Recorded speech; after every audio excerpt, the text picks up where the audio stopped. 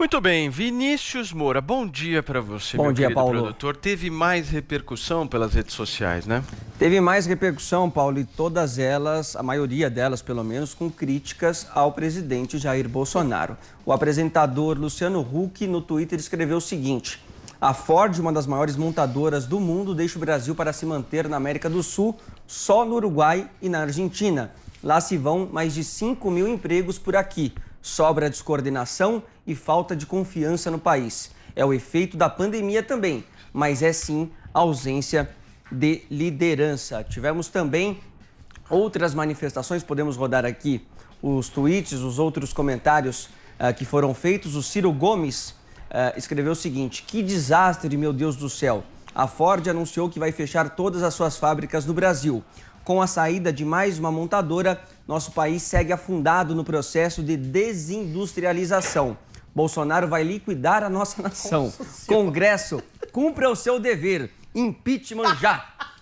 Foi o tweet que o Joel mais gostou, foi o do Ciro Gomes. O Ciro está consistente na mensagem, né? Toda mensagem dele termina com a saída do Bolsonaro. Exatamente. É a única solução para o Ciro.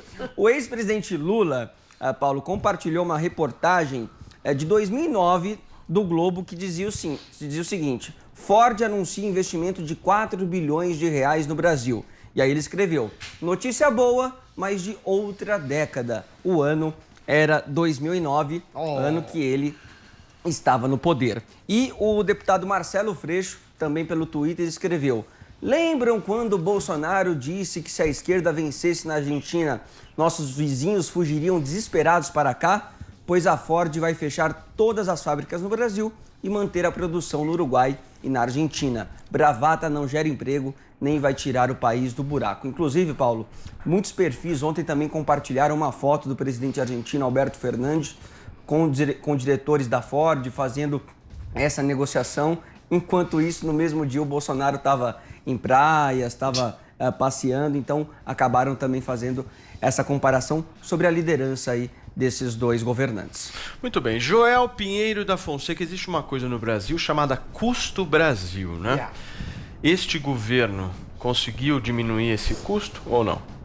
Para uma empresa como a Ford, não, de jeito nenhum. O Brasil é um país onde ainda empresas enfrentam, por exemplo, uma carga tributária não só alta, como muito complexa. O custo, o investimento, o gasto que a empresa tem que fazer para conseguir calcular e pagar seus impostos, ele é altíssimo comparado com o resto do mundo.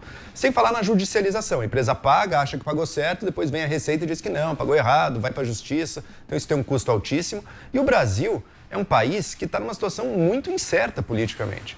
A gente vê o mundo num momento de instabilidade. O que as pessoas buscam? O que empresas, inclusive, buscam? Ordem, segurança, confiança de que as coisas vão melhorar. Elas veem nos Estados Unidos o Capitólio sendo invadido, por exemplo. Olham para o resto do mundo, cada líder condena aquilo. O que o líder brasileiro faz? E não é a primeira vez. Diz, não, aqui vai acontecer igual. Todos esses recados que o Bolsonaro manda, o recado ambiental, em que agora a gente tem nações europeias, nações desenvolvidas discutindo entre si, sem presença do Brasil, discutindo possíveis sanções comerciais e econômicas até contra países que não cuidam do seu meio ambiente. Tudo isso vai se juntando. Todo esse cenário de caos e desordem, que para o Bolsonaro, eleitoralmente, é a estratégia dele. Ele descobriu que ele ganha com a confusão, com a bagunça, com a balbúrdia. Mas tudo isso que eleitoralmente para ele é bom, para a perspectiva de uma empresa que quer planejamento, que quer confiança, que quer saber se ela pode ou não fazer um investimento, para uma empresa é ruim. Por isso, não é de todo surpreendente que uma empresa como a Ford esteja deixando suas operações em fábricas no Brasil. Vai manter uma coisa ou outra, né? E aqui no estado de São Paulo, mas as fábricas vão fechar aqui no Brasil e vai manter, por exemplo, produção na Argentina. Você pensa, nossa, até na Argentina? Pois é. A decisão empresarial, Adrilha, você acha graça, mas infelizmente para o Brasil é um sinal ruim. É um sinal ruim de que... Eu tô achando graça da Ford, não é sua. Pois é, infelizmente é ruim para o Brasil, porque mostra que o grau de confiança no nosso país está muito embaixo e, infelizmente, não é à toa. As nossas autoridades políticas têm feito por merecer. Vamos colocar o resto também. Congresso não adiantou reformas que poderiam ter ajudado muito nosso ambiente de negócios aqui, não foi feito. Existe uma situação fiscal do Estado brasileiro gravíssima. A gente não sabe se o Estado consegue fechar suas contas. A indústria automobilística já recebeu bilhões de subsídios do Estado brasileiro aí ao longo dos últimos anos, né? Mas acho que os últimos 16 anos foi cerca de 50 bilhões de reais ao todo. Isso não é só a Ford, mas a indústria como um todo. Ou seja, enquanto recebe isso, talvez valha a pena. No momento em que diz, o Estado está com as mãos amarradas agora, não vai ter mais muito espaço, inclusive, para esse tipo de política de tentar animar o setor, botando dinheiro no setor. Então, deixa de valer a pena manter uma fábrica no Brasil.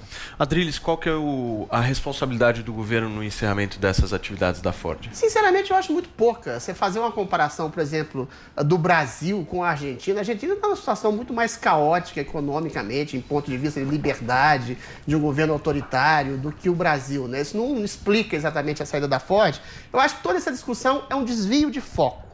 A Ford está ruindo as pernas há muito tempo e toda a indústria automobilística tem tido uma redução nos seus custos, né? Os carros estão se tornando meio prescindíveis pela grande oferta e grande demanda de aplicativos, de transportes por aplicativos. As pessoas cada vez menos se interessam em comprar carros e usam transportes públicos e privados efetivos. O isolacionismo derivado da pandemia piorou mais a situação. Se as pessoas não podem sair de casa, por que elas vão comprar carros? Ou seja, por que elas vão usar carros, né? A Ford perdeu, se eu não me engano, 40% da sua efetividade. A indústria automobilística como um todo perdeu 25%.